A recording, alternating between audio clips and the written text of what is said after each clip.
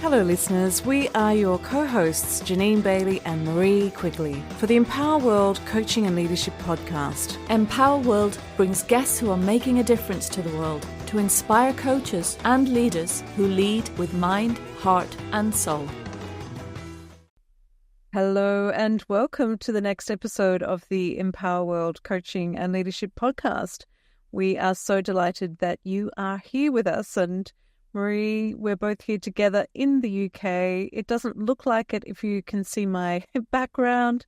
It is my beach, my swimming beach that I used to nearly every day go for a swim in early in the morning. So I've got it there to remind me. So welcome, Marie. How are you? It looks a lovely beach. I'd love to be swimming in it right now with you, although not in these temperatures, Janine. Not in the at the moment. We're going into winter, very much so. Autumn. We're still in autumn, Janine. Remember, might feel like winter to you. Although actually the last week has been quite mild. We've been fortunate. Yeah. So, Marie, over to you to introduce our topic today, which I'm excited to start sharing about what this means. Yeah. Well, it was funny, as I was thinking about what could be useful for us to think about talking today, and I'd been doing some tidying this weekend, and I'd come across some artifacts that I'd collected around the world, and it just got me thinking about how some of our traditions and experiences can really influence how we think about things and how we look at the world and the systems that we live in. And I thought it might be really useful for coaches to think about different cultures and how we work within different cultures. You and I are really blessed to have worked in the Middle East for such a long time, where it's a melting pot of cultures, and we've always learnt and got curious about the different cultures and what's important, the respectful things that must be present, the practices that are really important when people start doing deep internal work. And you've got a fabulous experience, of course, with being in Australia and doing work with the Maoris in New Zealand. And I just thought how important it is as coaches from all of our own cultures to think about how do we work in a collaborative, connective way with people who are different from us. Yes, I think it's such an important topic, but not only that, it can be so beautiful as well to learn, understand, and get curious about what is important to have in place for the clients that we work with. And of course, this is coming back to that contracting piece. We really want to get curious in that early part of contracting with our clients to support them to understand what's important, what's going to support them to feel psychologically safe, but also respected, heard, valued, and appreciated for what they bring into the world. And yes, Marie, as you said, we have been very lucky in Doha, working with so many different people across the world.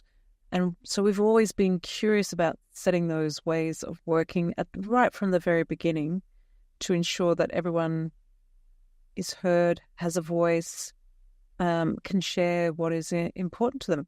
But even having had all of that wonderful experience, as you said, when I did work in New Zealand, that just it opened up a whole other new door of experiences for me to just really pay attention to that piece, because I discovered when I was working over there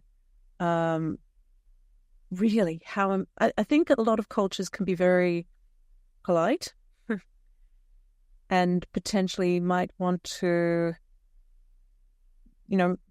be easy and make it easy, make it peaceful to almost please. And what I discovered with working with my very first Maori group of women, Wahine, they were very, very strong about what needed to be in place.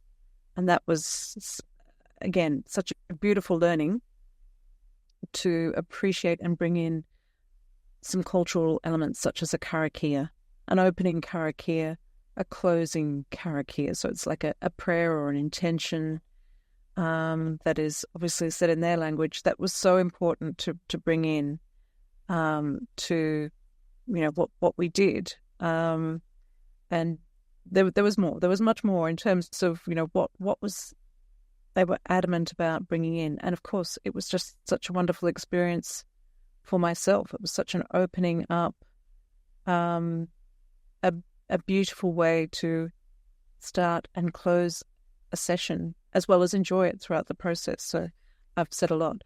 Marie, what's coming up for you? No, I'm just enjoying that beautiful description. And I know we did a supervision session not long after you came back from New Zealand, and we brought those practices into our supervision demonstration before we began. So I think we can really learn from different cultures about what matters and what doesn't matter. And when we think about ourselves, when we're engaging with a new client, for example, in a chemistry session, the first time we meet the client, we can find out what matters to them. Where do you come from? What's it like in your world? Who are you? Who were you as a child and who are you now? Because often that can be the same thing. And what traditions and values are important to you? And of course, what values may be holding you back that you're living from somebody else's perspective. And I think the point is we can't understand fully somebody else's culture because we haven't lived it, but we can get curious about it and we can be empathetic about it. And we can ensure that we invite the other person to bring all of themselves to the party. So I'm thinking about a client who likes to start with a poem before we begin the session. It's really important to their tradition that they have some kind of creativity around any intention setting, and they always bring a poem to begin their work together. I've got another group of women that I'm very close to from the Irish Celtic traditions, and they bring lots of song and poetic stories together before any deep work is done. So it's finding out who is this person and how can I connect with them from their perspective, not mine. And I think there's so much for us to learn from everybody else. We are different, and yet we are more the same than we ever realize. So I think in our hearts and soul, we all have this yearning for a deeper connection, which a lot of cultures offer, a lot of different cultures offer us. Absolutely.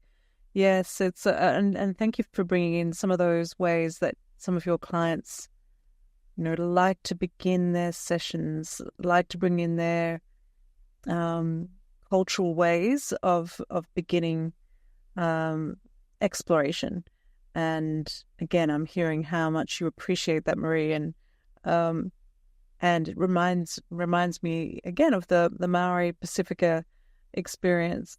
Song and dance was again a beautiful part of how they like to learn, appreciate, connect.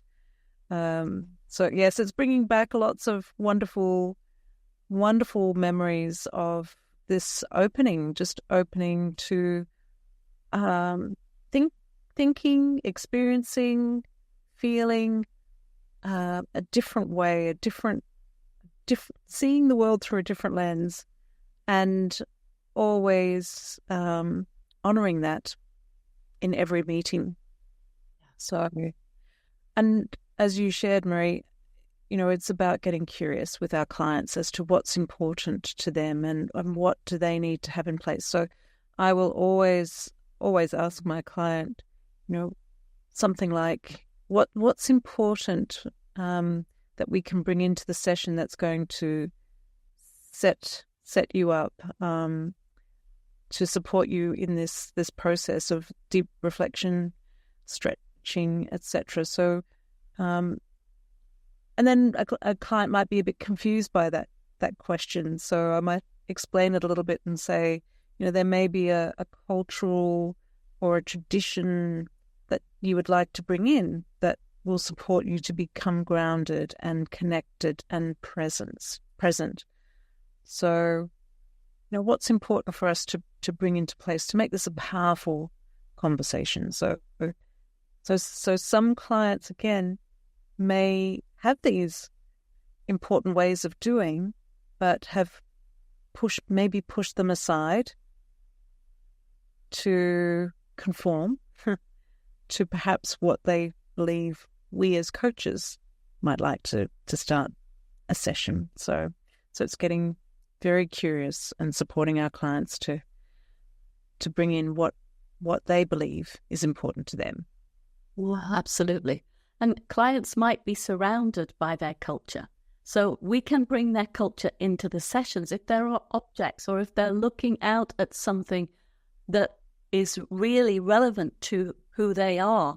Bring it into this, invite them to bring it into the session. If there's an object around, invite them to look at that object. I'm going to bring something that inspired the conversation today, and I got this in Australia. So if I was working with somebody from Australia and they had this in their space, they might want to hold it and bring it into the session and get curious about what this means for them in terms of what they want to talk about, what they want to focus about. So there's so many creative ways we can find to get curious about someone's culture, their way of being, how they've been living their world. And also they're looking to the future. What does this mean? If you take these beautiful objects that you surround yourself with and you love, how can they support you moving forward? So we can get so creative if we get curious. Absolutely. And, even asking them to use their own language and speak their own language, because of course, as coaches, we don't need to understand what's going on for our client. We are the reflectors, and we are potentially reflecting what our clients are saying in a perhaps a different way from another perspective versus what the actual words mean. We might be noticing emotions. We might be noticing physiological changes. We might be noticing a habit. So it's not so much the words. So our clients can, invite them to speak in their own language or their own metaphor that, means something for them, so that they can get out whatever they need to get out, or maybe it's getting curious about the metaphor. They bring in a saying or a poem or a story and finding out what does that actually mean for them. So yes, creativity is key. And you can find that out. Coaches might be saying, well, how do I know? How do I find that out? You've got to get curious. And in your, if you and I do a discovery session with a client, Janine, you might send out a information sheet to gather back information. Who are you? What's important about your culture? What are your values and how are they linked to your culture? What objects do you have around you that really speak to you? So you can gather that information so that you start supporting them to think about what's important. And you can use this in the session. So there's lots of ways you can do this. And those things can really be anchors, or I guess it's like a mantra. It's a reminder of what's truly important. So we know the unconscious mind loves symbology. It loves shortcuts. And those objects, again, those poems, those sayings, a piece of art, a book, or whatever it may be, can be really strong and powerful reminders of what the client is learning about themselves, what's important to them, and how they want to live their lives moving forward. Absolutely. Yeah. So we want to encourage you to get creative, get curious, find out about this magnificent person or persons, if you're doing group coaching or team coaching, who they are and what really matters to them, and move into a space of not knowing and find out. Go on this journey of exploration into another land and find out what it's really like living like that. Yes. And as you learn those things about your client, what's important to bring into the session, again, you're going to really support them to set up that powerful foundation from when you are building trust and rapport and able to support your client to go on a magnificent journey of self-discovery, reflection, and we trust new experiences, new outcomes that serve and supports them. So listeners, we hope you've gained value from this podcast. Again, we're always open to feedback. I'd love to hear your thoughts, ideas, and we trust that you'll continue to be here with us on this wonderful journey that we love to do, this podcast. So thank you for listening. Thanks for listening. You can find out more about us on our website, www.empower-world.com, and on our social media networks, Facebook, LinkedIn, Twitter, Instagram, and YouTube. Be empowered.